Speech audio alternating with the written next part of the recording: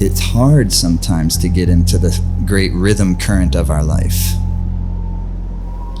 Because the mind is going after the pleasure and it wants to avoid the pain.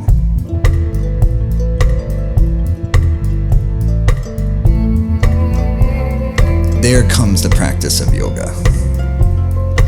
Is to spend a little time each day getting your energy right inside of you, putting your energy in rhythm, centering your life force, your prana, so that the mind and the heart has nice sensation of the purposefulness of your life.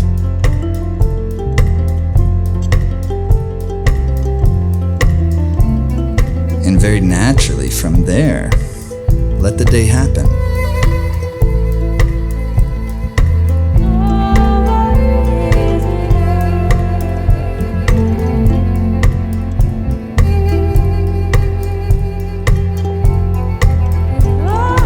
There's a pure consciousness, a pure love, a pure intelligence at the nucleus of us all. And then Kundalini energy, the Kundalini process is allowing that energy to blossom into your life.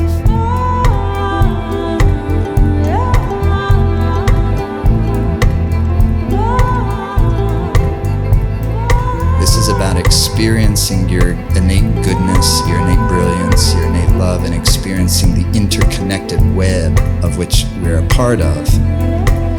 So yes, it is purifying, but it's purifying the mind. The mind is what is being purified, not you. You are being glorified.